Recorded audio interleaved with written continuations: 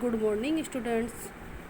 बेटा आज हम संस्कृत में हिंदी संस्कृत दर्पण बुक पढ़ेंगे। संस्कृत दर्पण बुक में चैप्टर 2 द्वितीय पाठ जन्मभूमि प्रेम। जन्मभूमि से प्रेम। किस्मिंश्चित् मार्गे एक आम वृक्ष अस्ति।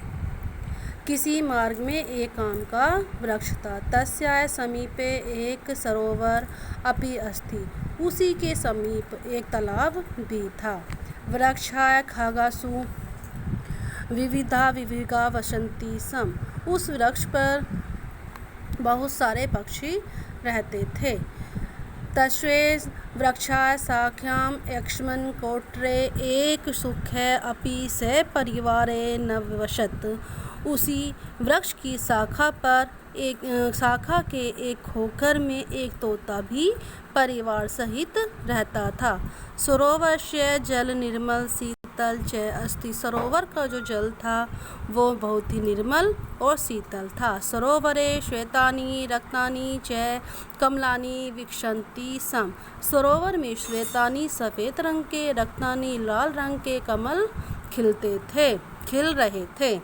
कमलानि तस्या मार्गस्य रमणीय द्विगुणितं कुर्वन्। कमलों से उस मार्ग की सुंदरता दोगुनी हो रही थी। एकदा कश्चित् व्याघ्रः तस्मिन् मार्गे आगत। एक दिन कोई शिकारी उस मार्ग से आया। सरोवरस्य समीपे जल पातुम् आगस्ते।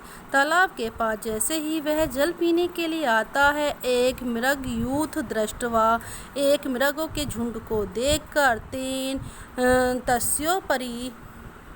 तस्योपरि तीक्ष्णा बाणा क्षिप्रयन्ति।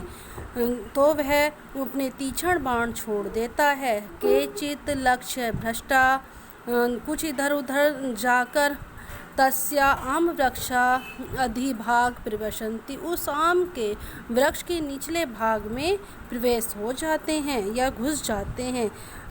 विषदग्धान् तेषां बाणान् प्रभावेण आम वृक्ष निष्पाण जात। उस बाण के प्रभाव से आम वृक्ष निष्पाण हो जाता है या हो गया। तस्याः शाखा, उसकी जो शाखाएं थी, प्राणहीन पत्तों से रहित, निष्फला फलों से रहित, च आभान और फलों से रहित हो जाती हैं। आम वृक्ष, आम का वृक्ष तथा भी दृष्ट्वा, आम के वृक्ष की यह दशा देखकर पक्षिण तस्याश्रय परिजात, अपना जो उनका आश्रय था उसे छोड़कर अन्यान वृक्षान उपगच्छत, अन्य वृक्ष पर चले जाते हैं।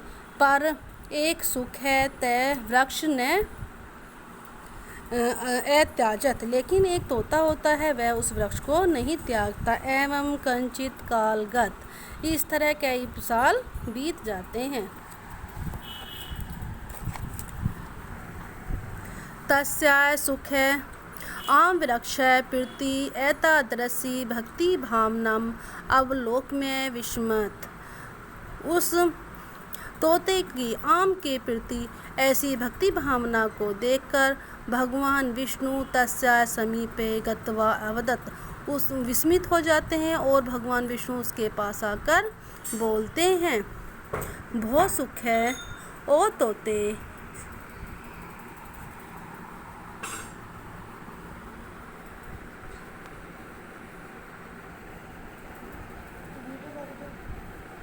श्री विहीनम एवं वृक्ष त्यागत्वा अन्य पत्र पुष्प फल वियुक्त वृक्ष किमर्थ न आश्रयति। शोभा से रहित इस वृक्ष को छोड़कर किसी अन्य वृक्ष पर आप आश्रय क्यों नहीं लेते। विष्णु एतद्वचन श्रुत्वा, भगवान विष्णु के ऐसे वचन को सुनकर सुख है आदरम एवदत्, आदर से बोलता है, देव हे भगवान, इसमें आम वृक्षे मम जन्म जातम। इस आम के वृक्ष पर मेरे बच्चों ने जन्म लिया है। अश्वं वृक्षस्य मधुराणि फलानि भक्ष्यता अहम तरुणम अभम। इस वृक्ष के मधुर फल खाकर मैं बड़ा हुआ हूँ। ऐत्रेय मया इस और यहाँ पर ही मैं भार्या पत्नी सह पत्नी के साथ मधुरालाप सुखम अनुभूत अपनी पत्नी के साथ प्रेम पूर्वक बातें का सुख का अनुभव किया है। वृद्धावस्था आव्यो अपतायन खेलन करवल च प्रश्नन मन से अवलोकित श्रुत च वृद्ध अवस्था में बच्चों के खेलने की मधुर ध्वनि को और उसको संचित्र देखकर देखा है। मम जीवनस्य सकल सुख दुखानि अनेन आम वृक्षाणेन सह निगार्त संति मैंने जीवन के समय समस्त सुख दुख इस आम के वृक्ष के साथ जुड़े हुए हैं। पर काल खलु निष्ठुर लेकिन जो ये समय होता है बहुत ही कठोर होता है। द्वैप द्विपाकात ऐसा आम वृक्ष है सुख है पत्र पुष्प फलहीन तेजात दुर्भाग्य से जो ये आम का वृक्ष है ये सूख गया है और फल फूल से रहित हो गया है। इसमें वृक्षे मम सहोदर भाव इस वृक्ष के लिए मेरे जो भावना है सगे भाई जैसी है। ने संकटपन एन तक्यता स्वप्न अपि अन्य वृक्ष गमंतु इच्छामि मुसीबत में पड़े हुए इस वृक्ष को छोड़कर सपने में भी किसी अन्य वृक्ष पर नहीं जाने की इच्छा है। सुकस्य वचनानि श्रुत्वा भगवान विष्णु प्रसन्न भूत्वा एवतत तोते के ऐसे वचन सुनकर भगवान विष्णु प्रसन्न होकर उससे बोलते हैं बहुत सुख है ओ तोते धन्य सी तुम धन्य हो तब जन्म भूमि प्रेरणा अहम सुत्वा प्रीत तुम्हारी जो जन्म भूमि के प्रति प्यार है वे अमिट है।